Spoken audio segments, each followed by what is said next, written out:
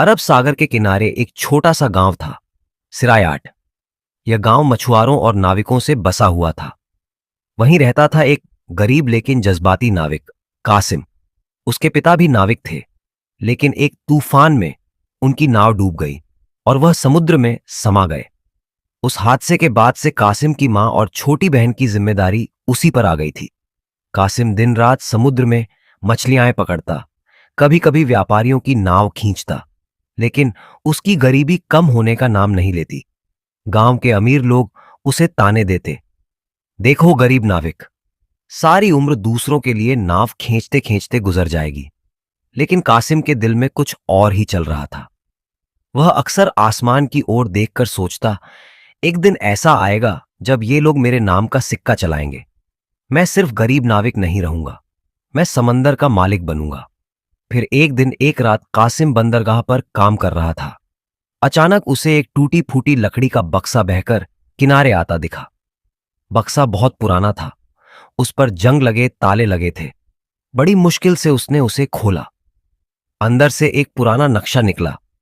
उस नक्शे पर किसी अनजान द्वीप का चित्र था और बीच में सुनहरी स्याही से लिखा था, जिसमें साहस है वही खजाने तक पहुंचेगा।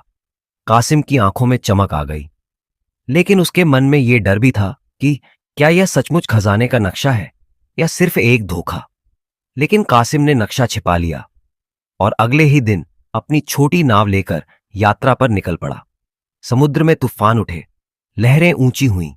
कई बार ऐसा लगा कि नाव डूब जाएगी, लेकिन उसकी हिम्मत अटल थी। रास्ते में उसकी मुलाकात कुछ समुद्री डाकुओं से हुई। उन्होंने उसकी नाव घेर ली और कहा, जो भी पास है सौंप दो, वरना जान से हाथ धो बैठोगे। कासिम ने हिम्मत दिखाई। उसने अपने पास के कुछ मामूली सिक्के देकर कहा, मेरे पास बस यही है। लेकिन जब डाकुओं ने उसकी नाव की तलाशी ली तो उन्हें वो नक्शा भी मिल गया। कप्तान ने जोर से हंसते हुए कहा, यह तो खजाने का नक्शा है, लगता है गरीब नाविक भी सपने देखता है। उन्होंने नक्शा छीन लिया।